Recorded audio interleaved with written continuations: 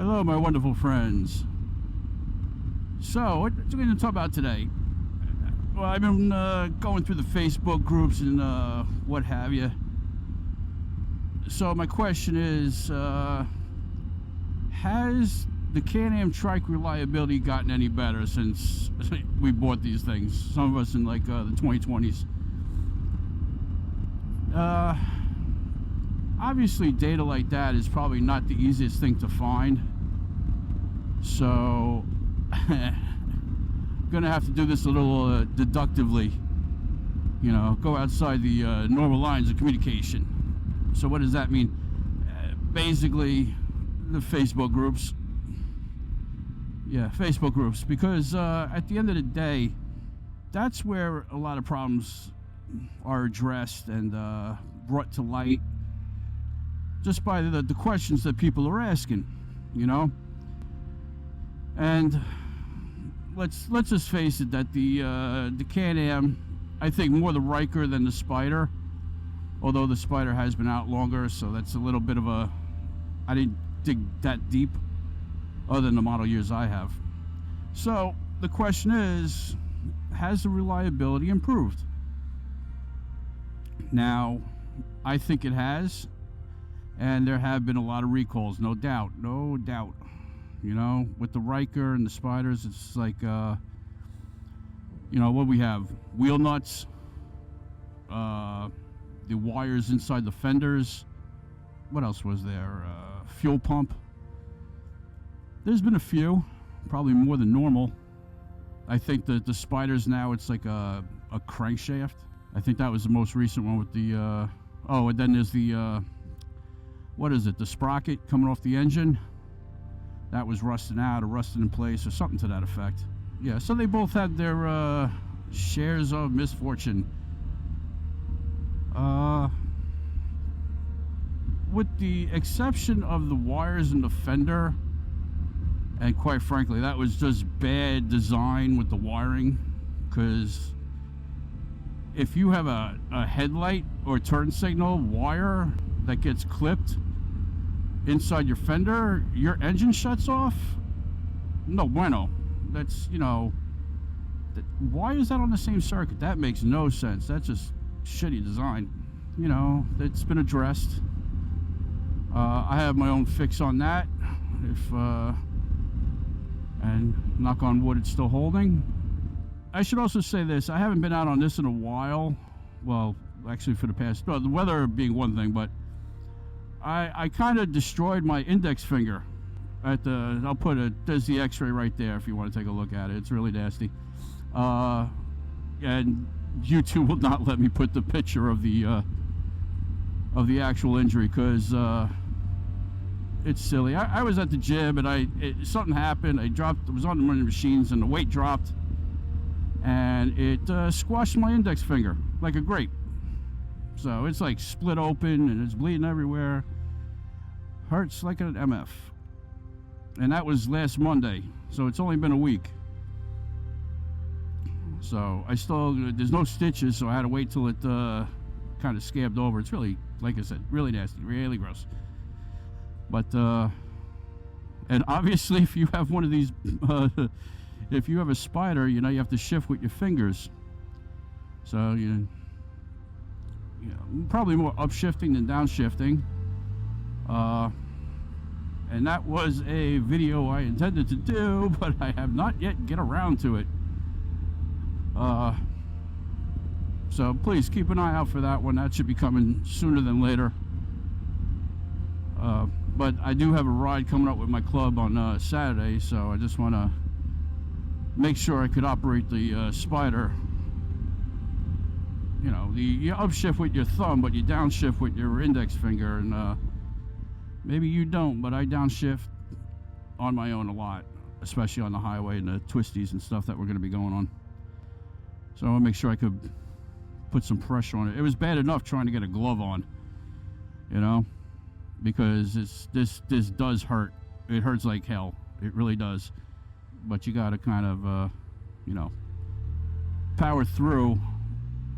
Because if you just sit there with a Band-Aid and a splint, it's going to atrophy, and you don't want that. So you gotta push past the pain. More construction, getting new warehouses, terrific, just what we needed.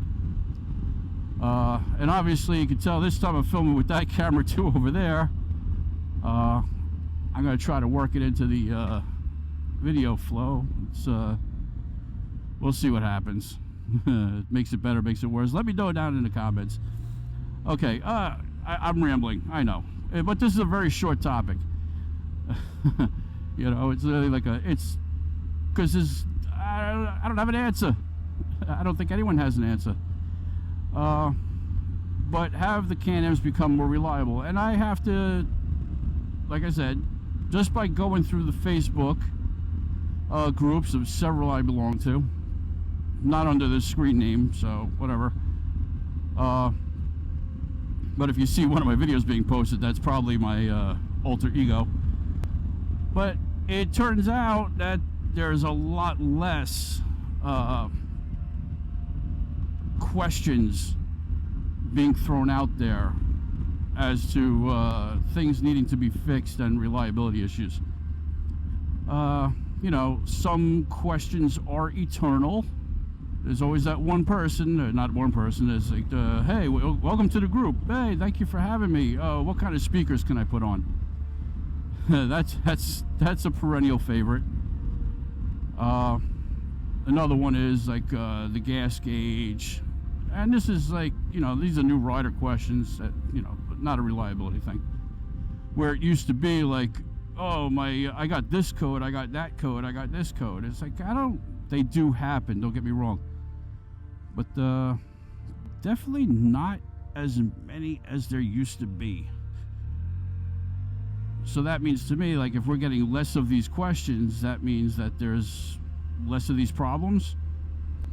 Although maybe now that they've been happening for so long, maybe it's just a little bit easier to find the answer that you need. Okay, so there's less questions being asked, but maybe there's more information out there, so you don't have to ask it in the Facebook groups. Like I said, these VSS problems and other things like that, they're not new. The answers have been out there for quite some time. So I kind of think that the number of people asking the questions should probably remain the same. I'm going to go with that. The reliability has been addressed. Like I said, not that it's perfect. Not that it's perfect. They still F up all the time. Like one of the things I'm seeing now is the with the Rykers, with the brake light staying on, which was for some people a cause of their VSS fault, because they would hold the brake down, the brake would get stuck, and then, you know, you're giving it gas, you took your foot off, but it's still locked up, and there's like an adjustment bolt on the back. You know, you hit that, you unscrew it, I guess, hit it with some WD-40, work it in. Like what I noticed when I put the floorboards on the Ryker, which are awesome, by the way. I'll give you an update. Been riding with those for a little while now. Oh, they're aces. They match the ones that are on here. Same floorboards. Loved them on this, love them on that. So definitely worth the money, and they're not cheap. Definitely much better than the OEM floorboards, that's for sure. You know, so that's the one thing I'm seeing right now that was, let's just say, a little out of the ordinary from back in the day. Although I think the sticking thing was also a brake pedal was a thing back in the day too. And the sad thing is, it's there've been so many that I can't keep track anymore. So, but you know, I'd like to see that they've gotten their crap together, and had one guy comment on my videos, and you know, I try to give the best advice I can, but like for me personally, those of us that have gone through the VSS faults, I keep an extra yaw sensor and an extra steering position sensor in my house. That way, if I have to take it in, I don't have to wait for the parts to be shipped.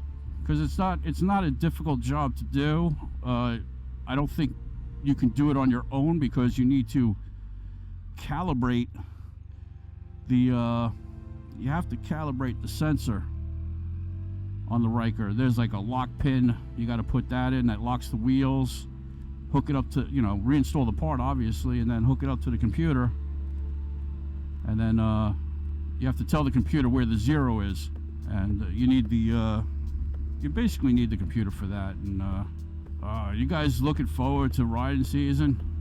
I am.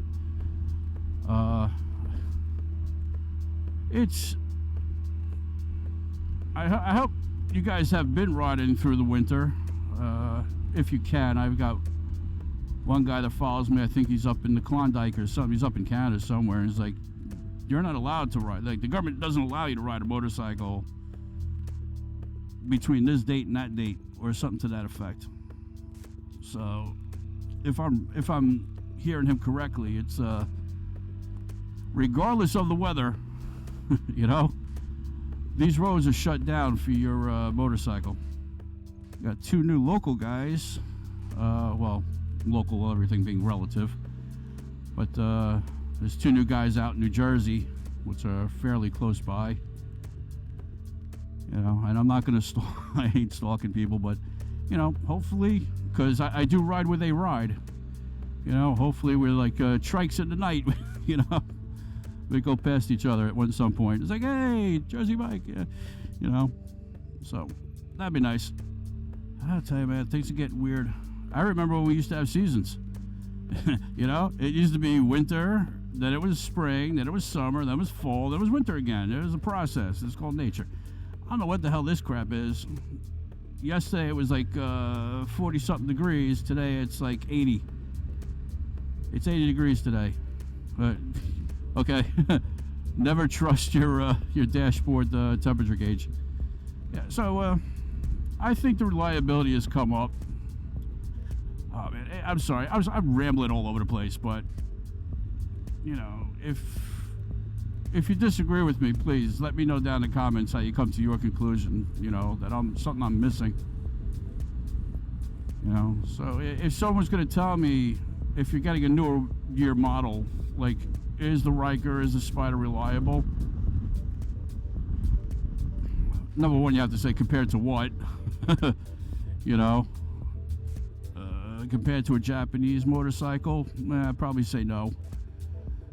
Compared to a Harley, I'd probably say yes. You gotta knock off 5 points for anything made in North America. I get the sense that they've come a long way. All right, so here's another thing. So I smashed my finger at the gym. I gotta get it patched up. I have to patch it up myself at the gym, and then I gotta drive home. Not drive home. I have to drive myself to the hospital. And of course, I get a speed camera summons going to the hospital. So we'll see what happens with that. If they want to be generous enough to consider it an emergency for the 6 miles an hour over the speed limit I was going. It's real simple. If you think that you want to get a trike, a Can-Am trike, okay? If that's your goal, do it. I don't think the reliability has ever been that bad that I would tell someone not to get it. Some of the fixtures were real easy, like the wheel nuts, that's like boom. And a lot of times the things are really just an inconvenience. I still get occasional, this thing will go into limp mode, and it's usually for me being silly and keeping my foot on the brake and the gas at the same time, doing silly stuff. It happens. I literally just drive this trike for another 30 miles on the highway, and it resets itself. So, because if it resets itself, it's not the sensor, it was probably you.